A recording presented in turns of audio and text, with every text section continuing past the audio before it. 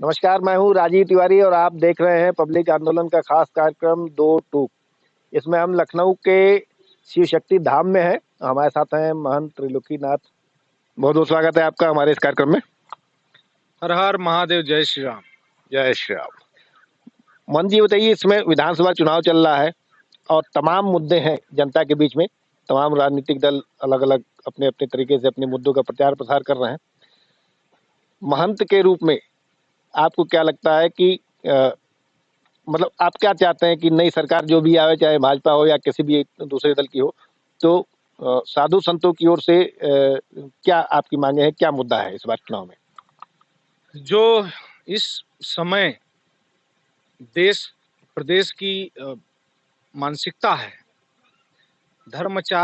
धर्माचार्य परिवार, धर्माचार्य गुरुओं का जिस तरह से अपमान हो रहा है और सनातन धर्म पर प्रहार हो रहा है, उस विषय को लेकर कोई भी जो शंकराचार्य जी का या कोई भी बड़े संत या किसी भी धर्म गुरुओं का नहीं सुना जा रहा। उत्तर प्रदेश के मुख्यमंत्री तो स्वयं महंत हैं, योगी आदित्यनाथ जी। फिर आप ऐसे क्यों कह रहे हैं कि अपमान हो रहा है साधु संतों का? देखिए, मैं हर मीडिया परिवार को अपना परिवार समझता हूँ, क्योंकि अगर मीडिया परिवार देश में सही निर्णय करता, मैं आपके चैनल के माध्यम से बताना चाहता हूँ, अगर मीडिया परिवार, इलेक्ट्रिक मीडिया अगर सही न्यूज़ दिखाया होता और सही लोगों का चयन किया होता, तो आज ये जो दुर्दशा हो रहा है, जिसमें भ्रष्टाचार से लिप्त करोड़ों के लोग एक आदमी बन रहा है, बाकी आदमी फकीर होके सड़क पे घूम रहा है। मीडिया का चयन में क्या रोल है? चुना तो इनको स्थानीय जनता ने, प्रदेश की जनता ने, देश की जनता ने इनको मौका दिया है। केजरीवाल जी को मीडिया ने पैदा किया, नरेंद्र मोदी जी को मीडिया ने पैदा किया, और जो भी आज हाईलाइट हो रहे हैं, जैसे कोई भी आदमी जो हाईलाइट हो रहा है, उसको नकली बिकाऊ मीडिया ही ले आ रही है। आप बुरा मत मानना। नहीं, जो बात सच है उसको स्वीकार करने में कोई हर्ज नहीं है। आज समाज के हर वर्ग में गिरावट है, चाहे वो मीडिया भी उससे अछूता नहीं है। मीडिया के लोग भी समाज से ही आते हैं। ये बताइए, आप आखिर किस संगठन के बारे में बता रहे हैं? हमारा नहीं, एक सवाल मेरा हो रहा है। आपको किस मुद्दे पे या किस प्रकरण पे ऐसा लगा कि साधु संतों का अपमान हो रहा है? अब आपको मैं भगवान परशुराम से, जब आपने अभी आप बात छेड़ ही दिया है, तो अगर माननीय आदित्य योगीनाथ जी अगर संत होते तो उनको यह मालूम होता कि विष्णु अवतार परशुराम भगवान है। उन्होंने एक सरकारी छुट्टी होती है सालाना में एक बार, पिछली गवर्नमेंट में, समाजवादी गवर्नमेंट में थी परशुराम जयंती की छुट्टी थी। क्योंकि हमको आपने योगी जी की बात बताई, जिन्होंने योगी जी ने उसको आके रद्द कर दिया था उस छुट्टी को। योगी जी, चूंकि योगी जी सत्ता में हैं, शासन में हैं, और आप बोलते हैं संत हैं, तो जब एक संत को ये नहीं पता है कि भगवान परशुराम वह विष्णु अवतार के हैं जो कि लिखित है, तो मैं उनको संत कैसे बोलूं? आप ही बताओ। एक राजनीतिक व्यक्ति को संत बोलना आपके लिए भी अपराध है, हमारे लिए भी अपराध है।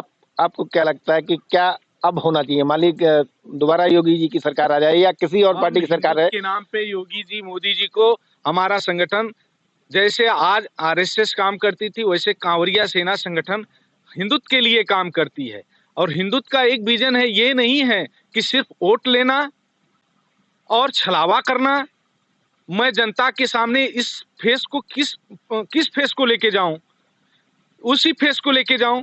तो आपका ये मानना है कि जो आरएसएस और भाजपा द्वारा प्रचारित हिंदुत्व है वो हिंदुत्व खाते में सही नहीं बैठता? आप बताइए, आरएसएस के प्रमुख ने कभी ये डांट लगाई कि आज राम मंदिर निर्माण के लिए, भूमि पूजन के लिए हमारे धर्म गुरुओं का अपमान हो रहा है, शंकराचार्य का अपमान हो रहा है, और एक आरएसएस प्रमुख जिसको हिंदुत्व का एजेंडा मिला है, जबकि आरएसएस के मैनिफेस्टो में ही नहीं है कि प्रणाम करो, किसी संतों का आदर करो, उनके उस विचारधारा में नहीं है। लेकिन इन्होंने तो दावा कर रहे हैं उस आधार पे वोट भी मांग रहे हैं कि जो राम को लाए हैं हम उनको लाएंगे। राम काशी में कॉरिडोर बनाया। मैं एक बात बताऊं, गाना कोई बनाया, सिंगर वो उसको अपनी इच्छा था, वो अपना प्रचार करना चाहा, अच्छा गाना लगा। लेकिन ये संत हैं, इनको समझना चाहिए।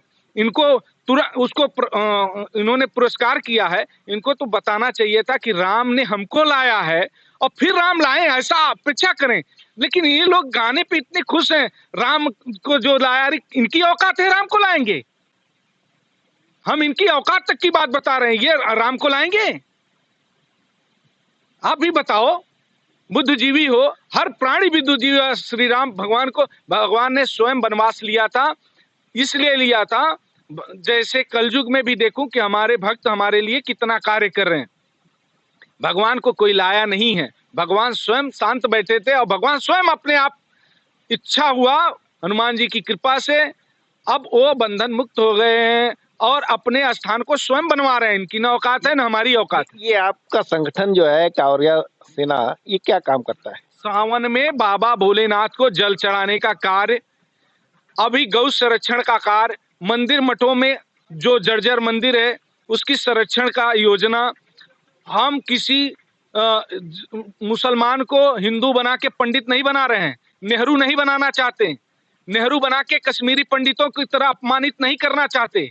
ये लोग फिर से नकली मुसलमानों को नकली ब्राह्मण बना रहे हैं, जो कि एक समाज का, प्रमुख समाज का मार्गदर्शक है, उसको ये लोग खंडित कर रहे हैं। आने वाले समय में फिर ब्राह्मण अपमानित होगा।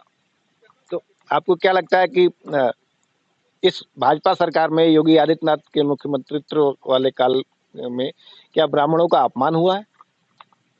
उत्तर प्रदेश उत्तर देने वाला प्रदेश है और यह राजनीतिक विषय नहीं है। माननीय योगी नाथ जी को यह सोचना चाहिए, यह इसलिए सोचना चाहिए, कार्यशैलियों पर कोई भी प्रश्न चिन्ह कर सकता है, हम नहीं, आप भी कर सकते हैं। लेकिन अगर उनका दायित्व बनता है, वो कभी प्रेस कॉन्फ्रेंस करके बैठ के बोले कि हमारा भगवान परशुराम से भगवान शब्द वो यूज करें और बोले, वो संकल्प लेके बोले, और वो कहीं भी दिखाए कि भगवान विष्णु के अवतार नहीं है परशुराम, तो मैं जनेऊ पहनना छोड़ दूंगा। ये कभी वो संकल्पित होकर मंच पे आए वोट मांगने के लिए? आज एक ही बात, मैं ब्राह्मण हूं इसलिए नहीं बोल रहा हूं, मैं पहले उत्तर प्रदेश का परिवार का एक अंग हूं।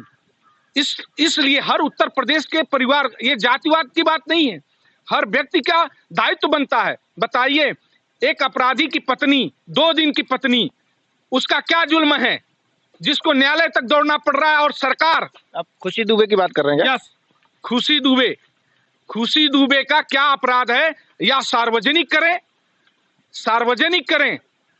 विकास दुबे के साथ 11 हत्यारे मारे गए, जबकि उसके ऊपर कितने गैंगस्टर थे, क्या थे, वो अभी ओपन नहीं है, लेकिन उसने प्रशासन को चुनौती दिया। तो आपको क्या लगता है विकल्प क्या है?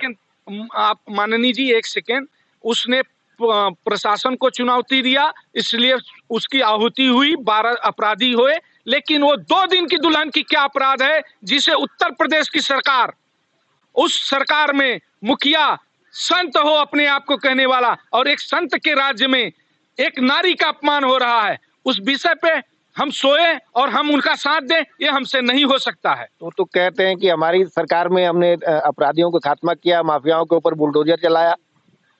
उनके नजर में अपराधी कौन है?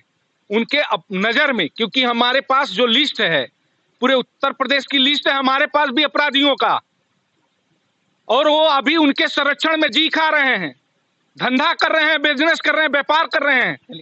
काफी नाराजगी आपकी लगती है। अब एक अंतिम सवाल के साथ हम खत्म करने रहे। नाराजगी योगी से नहीं है, पांच साल में आरएसएस प्रमुख से नाराज है और भारतीय जनता पार्टी के प्रमुख से, क्योंकि हमको योगी जी, सुनिए, शासन काल में हम सत्ता शासन से नाराज नहीं। आप ये 5 साल के कार्यकाल का अगर आकलन किया जाए तो आप कितने नंबर देना चाहेंगे योगी आदित्यनाथ की सरकार को?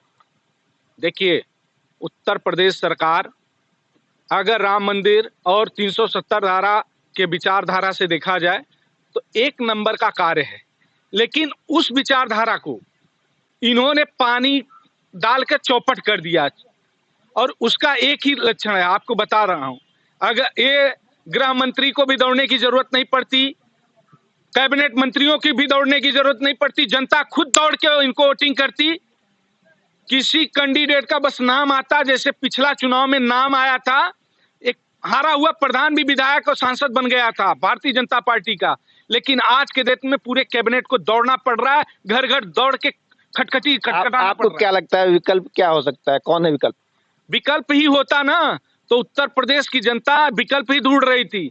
विकल्प में उत्तर प्रदेश की जनता का नहीं था, इसीलिए वो पूरी जनता शांत है। लेकिन आपको एक हम एजेंडा बनाए हैं, आपको उस एजेंडा को, अगर जो भी उत्तर प्रदेश में मुखिया बनने चाहता है या राज्य करना चाहता है, उस एजेंडा को जो फॉलो करेगा, हमारा संगठन दिल खोल के उसको वोटिंग करेगा। बहुत बहुत धन्यवाद पब्लिक आंदोलन से बात करने के लिए। ये थे महंत त्रिलोकीनाथ मिश्रा जी, कांवरिया सेना के मुख्य संगठनकर्ता और शिव शक्ति पीठ के महंत यहाँ पे।